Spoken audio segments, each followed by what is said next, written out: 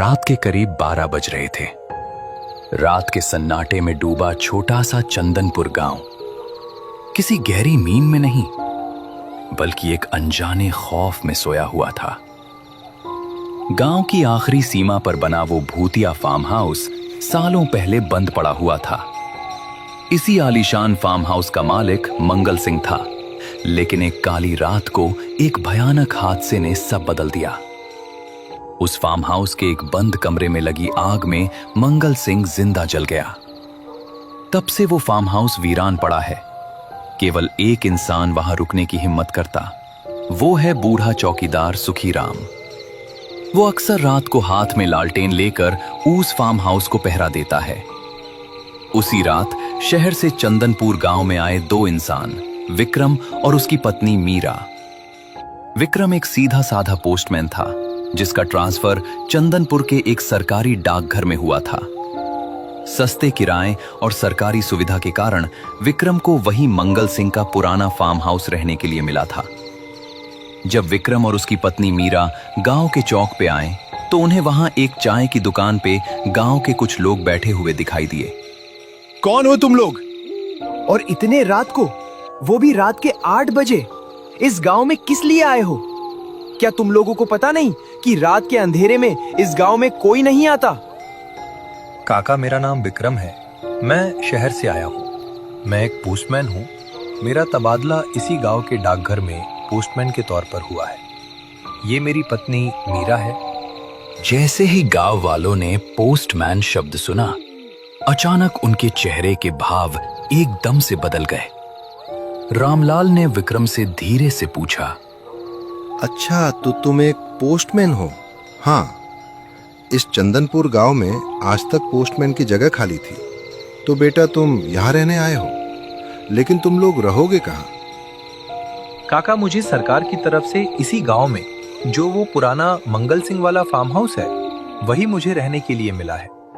जैसे ही विक्रम ने उस फार्म हाउस की बात की, ये सुनते ही वहां बैठे सभी के चेहरों से घबराहट साफ दिखने लगती है। रामू काका का चेहरा डर से कांपने लगा। बेटा, तुम शहर के हो, शायद इन बातों को नहीं मानोगे, पर उस फार्म हाउस की मिट्टी में आज भी आग की गंध आती है। सालों पहले उस फार्म हाउस का मालिक मंगल सिंह उसी फार्म हाउस में एक हादसे में जलकर मर गया था। तब से वो फार्म हाउस श्रापित है। तब से उस फार्म हाउस की तरफ गांव का कोई इंसान भूल कर भी नहीं जाता। साहब, रामू काका सही कह रहे हैं। वहां मत जाओ। वहां सिर्फ दीवारों का साया नहीं, मंगल सिंह का गुस्सा भी रहता है। वहां अब सिर्फ सुखीराम चौकीदार रहता है, और वो भी रात को अपने घर चला जाता है, और पूरी रात वो घर से बाहर नहीं निकलता। काका, ये सब पुरानी बातें हैं। मैं एक सरकारी मुलाजिम हूँ। जहाँ जगह मिली है मुझे वहीं रहना होगा। अरे साहब, हम लोग आपको इतना समझा रहे हैं कि उस फार्म हाउस में रहने मत जाओ, तो भी तुम ऐसी बेतुकी बातें कर रहे हो। अगर आपको रहना ही है तो आप दोनों इसी गांव के किसी के घर में रह सकते हो, लेकिन उस फार्म हाउस की तरफ मत जाओ, नहीं तो आप दोनों उस फार्म हाउस से जिंदा वापिस शहर नहीं लौट पाओगे। हाँ बेटा, तुम दोनों कुछ दिन मेरे घर में रह सकते हो। बाद में तुम इसी गांव में अपनी एक छोटी सी रूम बना के वहां रहना। नहीं काका, मुझे उसी फार्म हाउस में रहना होगा, क्योंकि सरकार की तरफ से मुझे वही फार्म हाउस रहने को मिला है।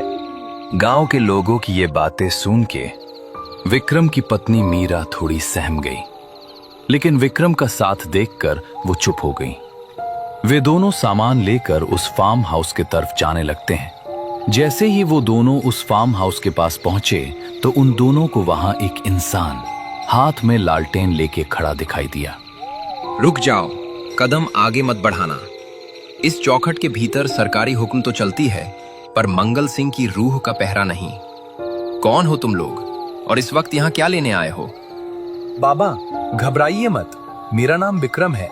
मैं इस गांव का नया पोस्टमैन हूँ। सरकार ने मुझे और मेरी पत्नी मीरा को रहने के लिए यही फार्म हाउस दिया है। क्या आप ही इस फार्म हाउस के चौकीदार हो? हाँ, तुमने सही पहचाना। मैं ही इस फार्म हाउस का चौकीदार हूँ। अच्छा, तो तुम ही वो पोस्टमैन हो जो यहाँ रहने आए हो?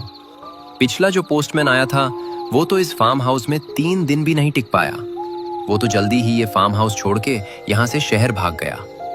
बेटा, इस फार्म हाउस की दीवारें बातें करती हैं और इसके गलियारे रोते हैं। अगर अपनी और अपनी पत्नी की सलामती चाहते हो तो अभी शहर लौट जाओ।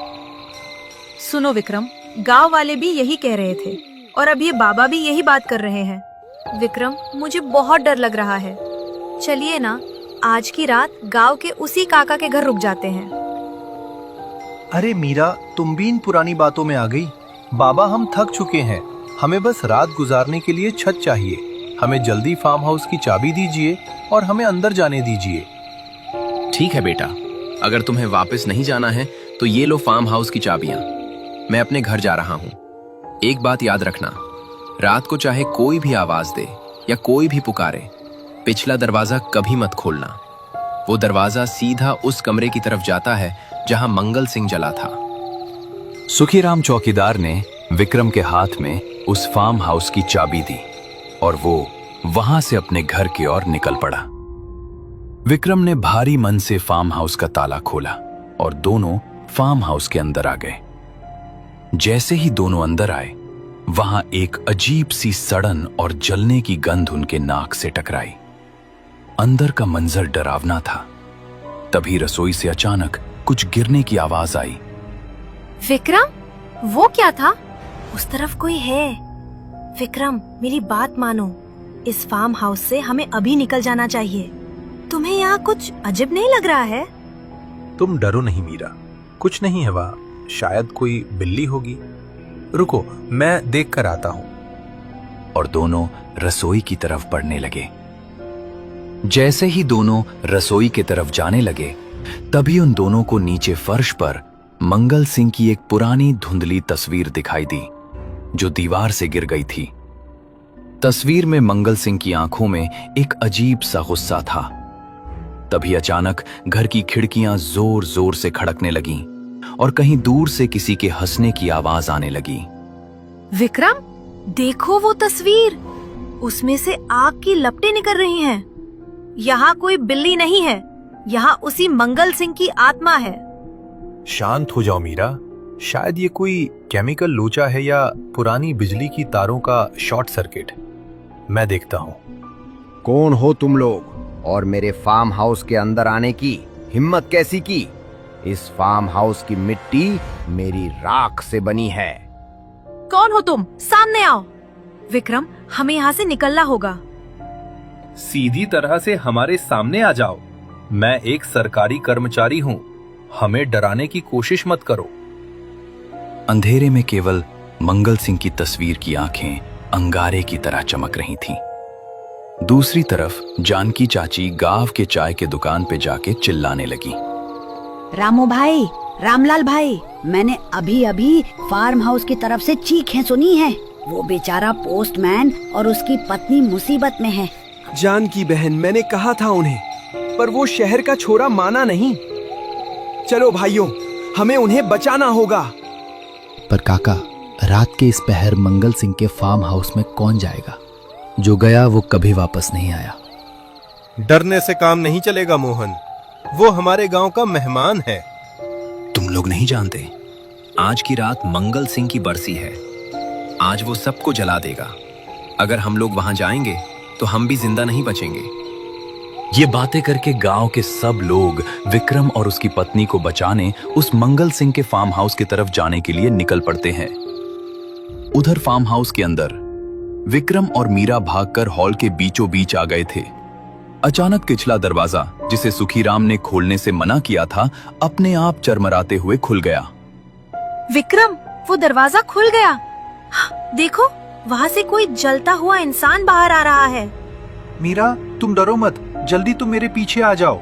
मैं देखता हूँ इस मंगल सिंह के साए को। अरे वो शहर के मेहमानों, चौकीदार सुखीराम ने तुम्हें मना किया था ना, पिछला दरवाजा मौत का रास्ता है। अब तुम दोनों मेरी आग का हिस्सा बनोगे। मंगल सिंह का जलता हुआ साया हवा में तैरता हुआ उनकी तरफ पड़ने लगता है। बचाओ हमें, कोई इस राक्षस से बचाओ, हमें यहाँ से कोई बाहर निकालो।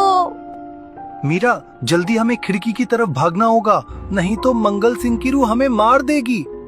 जैसे ही वो दोनों खिड़की की तरफ भागने लगते हैं, वैसे ही पूरे दीवार को आग लग जाती है। तभी अचानक उन दोनों को बाहर से गांव वालों का शोर सुनाई देने लगता है। रामलाल, हरिया, मोहन, जल्दी करो, कुएं से पानी लाओ और गंगा जल छिड़को। सुखीराम, चाबी लगाओ। रामू भाई, दरवाजा अंदर से बंद है। मंगल सिंह के आत्मा ने उन्हें कैद कर लिया है। भीतर मंगल सिंह का साया विक्रम के गले की तरफ बढ़ा। उसके हाथ अंगारे की तरह लाल थे। मंगल सिंह, तुम जो भी हो, तुम्हें शांति मिले, पर हमें छोड़ दो। शांति? मुझे मेरे ही फार्म हाउस में जलाकर मार दिया गया। इस डाकघर की चिट्ठियों में मेरी वसीयत थी जो कभी नहीं पहुंची। मेरा फार्म हाउस मुझसे छीन लिया और तुम कह रहे हो कि मुझे शांति मिलेगी। मुझे शांति नहीं, मुझे ये मेरा फार्म हाउस चाहिए। विक्रम को समझ आया कि मंगल सिंह की आत्मा क्यों भटक रही है। वो एक पोस्टमैन था और शायद कोई अधूरी डाक ही इस दहशत की वजह थी। मंगल सिंह, मैं एक पोस्टमैन हूँ। मैं वादा करता हूँ तुम्हारी वो चिट्ठी, वो वसीयत मैं ढूंढ निकालूंगा और तुम्हें इंसाफ दिलाऊंगा। क्या तुम सच में मुझसे वादा करते हो? शहर वाले इंसान, तुम झूठ तो नहीं बोल रहे हो? नहीं, हम वादा करते हैं, हमें बस एक मौका दो। उसी वक्त गांव वालों ने मिलकर कुल्हाड़ी से मुख्य दरवाजा तोड़ दिया। रामू काका, रामलाल, हरिया, मोहन और चौकीदार सुखीराम, सभी गांव के लोग फार्म हाउस के बीच के हॉल में आ गए। उन शहर के लोगों को छोड़ दो मंगल सिंह। उन दोनों ने तुम्हारा क्या बिगाड़ा है जो तुम उनके पीछे पड़े हो? अरे वो मंगल सिंह, जल्दी यहाँ से चले जाओ, नहीं तो मेरे हाथ में ये जो पवित्र गंगा जल है, इससे मैं तुम्हें भस्म कर दूंगा। जैसे ही रामलाल ने पवित्र गंगा जल उस मंगल सिंह के साये पर फेंका, तभी अचानक वहां एक भयानक चीख गूंजी और मंगल सिंह की आत्मा वहां से हवा में गायब हो गई। बेटा, तुम दोनों ठीक तो हो? तुम दोनों को कुछ हुआ तो नहीं? देखो सब लोग, जैसे ही रामलाल काका ने वो पवित्र गंगा जल उस मंगल सिंह की आत्मा पर फेंका, वैसे ही मंगल सिंह की आत्मा यहां से गायब हो गई। बेटा, तुम लोग आज रात मेरे घर चलो। यहां अब सफाई की जरूरत है, खौफ की नहीं। जब इस फार्म हाउस की सफाई हो जाएगी, बाद में तुम दोनों यहां बिना डरे रह सकते हो। विक्रम और मीरा गांव वालों के साथ फार्म हाउस से बाहर निकले। सुखीराम ने आखिरी बार पीछे मुड़कर देखा। अब वहां कोई लालटेन नहीं जल रही थी और ना कोई सड़न की गंध थी।